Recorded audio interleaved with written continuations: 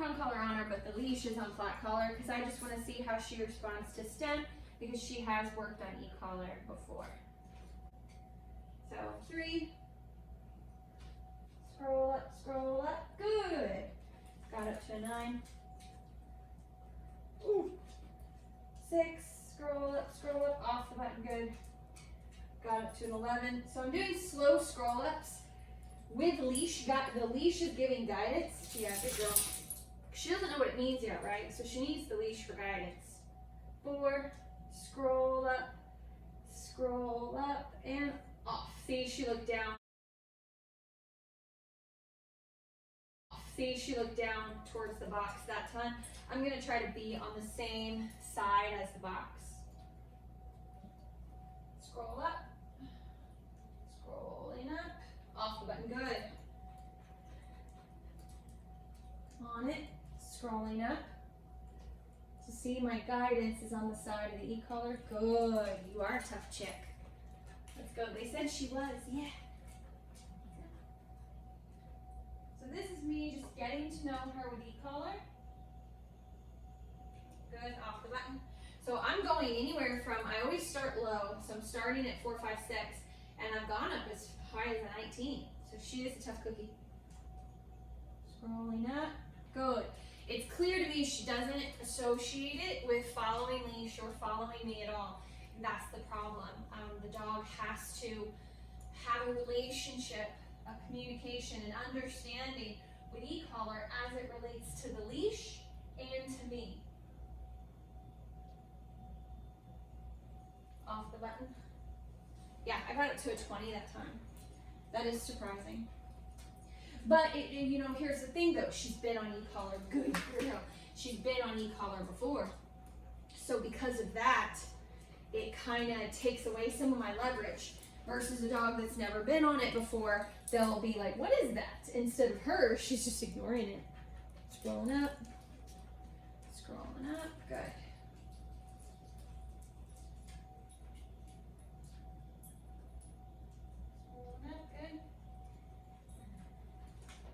Trying to get her to move with me. Scroll up, off the button. So she's not, I got to an 18, she's not looking at me, but that's okay. I can't expect that in the beginning. 4, I always start at 4, 5, good, off the button. I can't expect her to look at me associated with the e-collar yet. So I have to have my leash for guidance. I'm trying not to pull her. I'm actually bracing. She's really strong. Hello, Caddy. And she's so sweet. And she's very opportunistic. She's sweet when you want attention, yeah. And so anyway, I am just waiting till she acknowledges she feels it. All she might do is look down. She might turn to the side. She might follow leash guidance. She might just blink her eyes. I am just waiting till she acknowledges she feels it, and then I'm off the button. And I'm hoping I don't have to have the owners do that. I'm hoping I can make it easier on them, and they can just find a valuable level. By valuable, I don't mean a correction. I mean lowest level possible to get your dog to acknowledge stem. Good. Good. On. Off. Good. Back down to a 5. On. Scroll up. Off. Whew, up to a 25 again. There's a dog out there. I'm sure that's why. Back down to a 5. On. Off. So she's quicker over here. That's the hard part. Good. It's the first time she's kind of like stopped with me. On. Off. That was faster too. Up to a 16 that time. Back down to a 5. On. Off. All right. So I kind of have I'm just surprised that she works on the higher side. But again,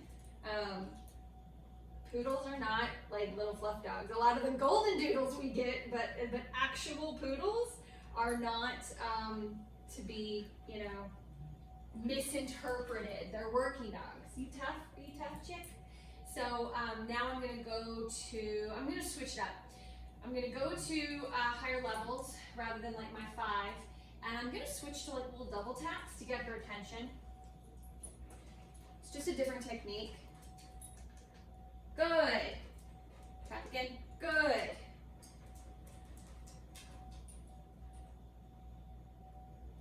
Tap again. Good. Good job.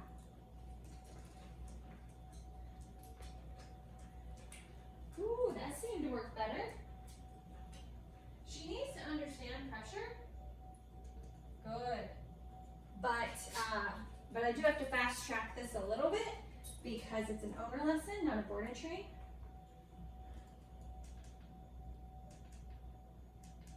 Good. Goes up to a 19. Good. Back down. I'm going back down to an 8. So I'm constantly varying my levels. It's good. If you're hot all the time, and by hot I mean like if there's a little bit of oomph behind it, like I need there to be over there because she sees the dog, so I need there to be a little more oomph. This one, if I had the same hot level, that's unfair. The dog gets frustrated, desensitized, starts ignoring it because you're not being considerate with your communication. It'd be like if she was reacting, like barking, and I gave her like a pop and release of the leash, like a check, like a correction over there for looking at the dog and barking. But then over here I did the same thing when she didn't bark. It'd be unfair, right? And so anyway, that's how you got to look at the communication on your e-collar.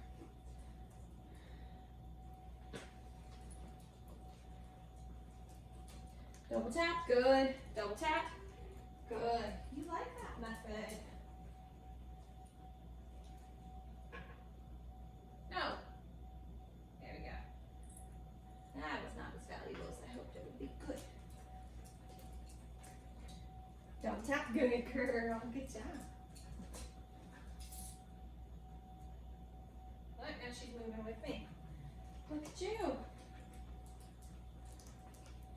Good.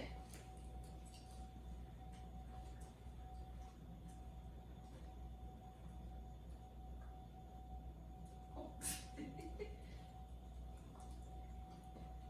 Why don't you come over here? There you go. Good. She might be used to the other side. Good. That was just 1 tap out of 5. Double tap. Good girl. That was even without leash. Good job. So now she's starting to get in tune with me. Well, okay. Now. There you go. Let's go. Little too in tune with me. I probably got too excited. Heaven forbid I pet you and tell you you did a good job. Good.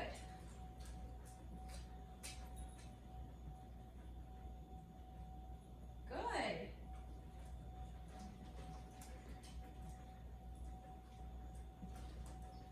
Good job. Good job. Okay, all right, yes, you did great. Congratulations. Let's go. Double tap, scroll up, scroll up.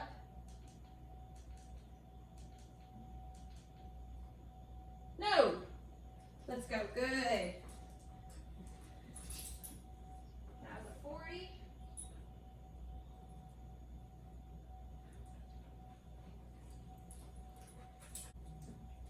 Hey, no.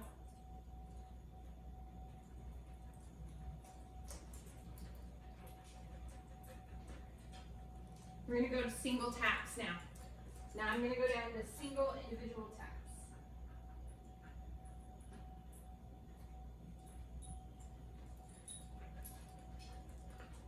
Tap. Good. That was great. That was a 7. I need her. The goal is for her to start to follow my body language. Good. Didn't have to tap. Let's go. Good. Tap on that one because I felt her hesitate. I'm gonna let her get a look at Maya. Let's go. Good. Woohoo! That was a 7. Nice. Let's go.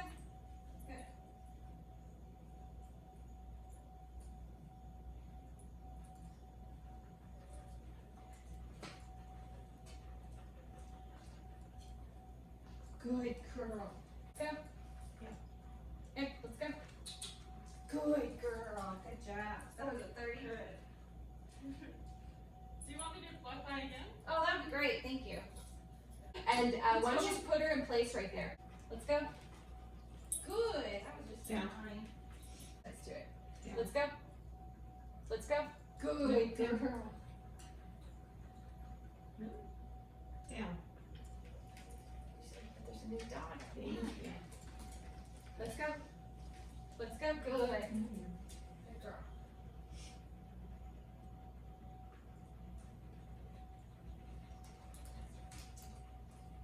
Let's go. Good.